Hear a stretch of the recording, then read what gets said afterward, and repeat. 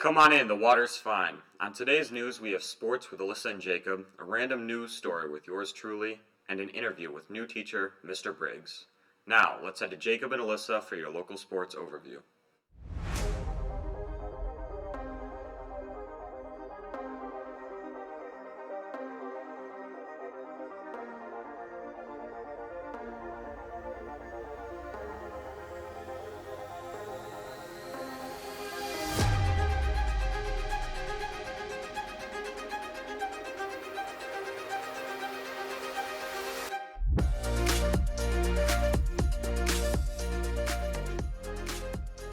Thanks, Sydney.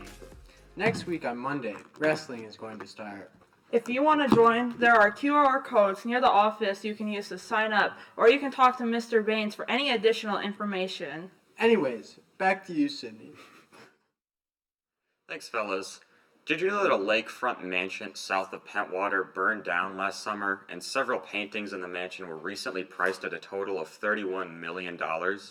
Also, happy the Geriatric Tooth Fairy Day. On another note, we recently were granted an interview with new teacher Mr. Briggs. Here it is. Okay, so I'm Daniel Briggs, and Mr. Briggs, I guess to the students here. I graduated from Laingsburg in 2016 and then went to CMU for a few years, and now I'm back here working with the band program at the middle and high school, and then I'm also teaching a technical theater class in first hour where we're kind of learning how to do the technology and stuff in the auditorium.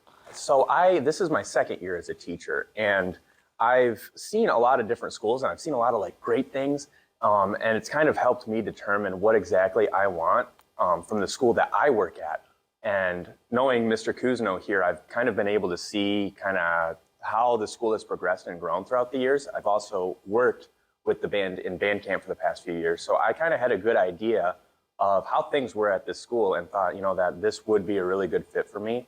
As a former student, it was also super exciting to come back to the school that I used to be a student at, and now I can teach at them. There's a few other teachers here who I haven't seen as much since I've graduated high school, and so that's kind of weird to switch from that relationship into now we're coworkers. Mr. Woodworth was actually my physics teacher, I think sophomore year. He taught me robotics junior year, and now he's a principal here, and he was at the middle school, and all that changed, so that's definitely kind of interesting and weird to come back to a little bit. In terms of pursuing music, a lot of it does have to do with Mr. Kuzno and how much he made band fun and music fun in general.